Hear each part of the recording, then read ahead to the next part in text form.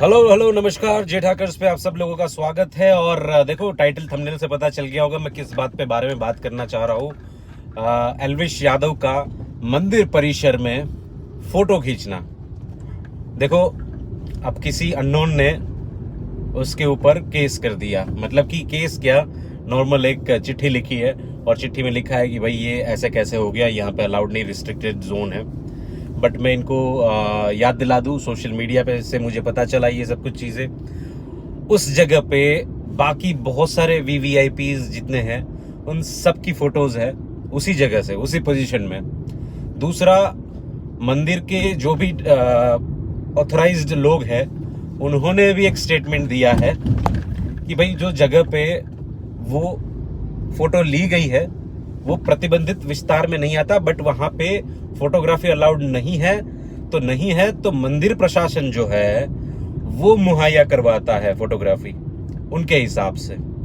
तो भाई वो मंदिर प्रशासन ने पूरी की पूरी जो बात करी है वहां पे, वो स्टेटमेंट भी आप उनका देख सकते हो। सोशल मीडिया पे हर एक चीज अवेलेबल है ही। अभी दिक्कत क्या हो रही है एल्विश के साथ में, तो ये समझ में आ रहा है कि भाई अब एक ट्रेंड बन गया है एल्विश के साथ में। क्या ट्रेंड है कि भाई आपको थोड़ा सा फेमस होना है तो उसके ऊपर केस कर दो, उसकी कंप्लेन कर दो, उसके साथ पंगे लेना स्टार्ट कर दो। ये आपने बिग बॉस ओटीटी सीजन 2 से जीतने के बाद जो है, जब से उसका कंट्रोवर्सी चल रही है, चाहे वो फुकरा की नेगेटिव पीआर हो, फिर वो सांप वाला मामला, फिर वो मैक्सटन वाला मामला, फिर वो जयपुर में थप्पड़, तो ये सब कुछ क्या हो रहा है।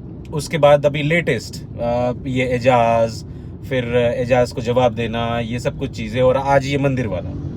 तो ट्रेंड क्या सेट हो रहा है एल्विश के साथ में कि भैया पंगे लो एल्विश से या उसको गलत बोलो और फेम ले लो।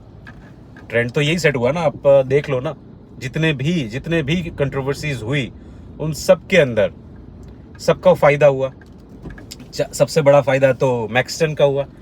उसने थप्पड़ खाया, थप्पड़ खाते ही उसके 1 मिलियन फॉलोवर हो गए, उतने ब्रांड डील्स, ये वो।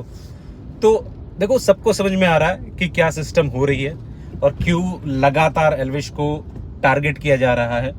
और ये टारगेट कहीं ना कहीं ट्रेंड बन गया है कि आपको क्लाउट लेना है तो आप केस कर दो।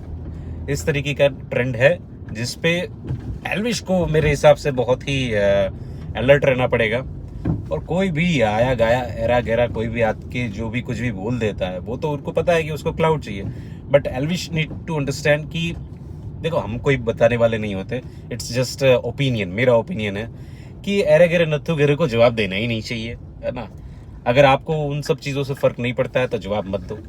बहुत फर्क पड़ता है तो भाई व्लॉग में बोल दो उसको नॉर्मल सा। बाकी जो है चीज़ें कोई फर्क पड़ता नहीं है। तो मेरा टेक तो यही है, लोगों को इतना इंसेंसिटिव नहीं हो जाना चाहिए जस्ट बिकॉज कि आपको थोड़ा सा फेम चाहिए, है ना। 5 मिनट का फेम के साथ साथ एक नेगेटिविटी भी आती है साथ साथ में कि आप जो कर रहे हो वो गलत कर रहे हो, है ना। जबकि बहुत सारी फोटो तमन्ना भाटिया, फिर अंबानीज और बहुत सारे लोग, बहुत सारे वीवीआईपी लोग, जो जितने भी एक्टर एक्ट्रेस जितने भी है, उन सब लोग जो है वो लिख रहे हैं। और दूसरी बात, जब भी कोई इनको एड्रेस करता है तो सांप के जहर का तस्कर, भाई वो एलेज्ड आरोपी नहीं है वो, है ना। आपको ये चीज समझनी पड़ेगी कि आरोप मतलब कि उसके ऊपर वो एलिगेशंस लगे हैं, प्रूव नहीं हुए। तो मुझे नहीं समझ में आ रहा ये न्यूज़ हेडलाइन जो है ये सब कुछ कैसे लिख देती है कि आरोपी है, वो है, मतलब कि मतलब केस उसके ऊपर हो गया है, ये हो गया है। जो चीज़ समझनी चाहिए, अक्यूज्ड और एलिज्ड का मतलब थोड़ा सा ना गूगल कर लेना गाइज। अक्यूज वो होता है जो प्रूव हो गया, और एलिज्ड वो जिसके ऊपर सिर्फ और सिर्फ आरोप लगे, प्रूव नहीं हुआ कुछ भी, है ना। तो देख लो भाई।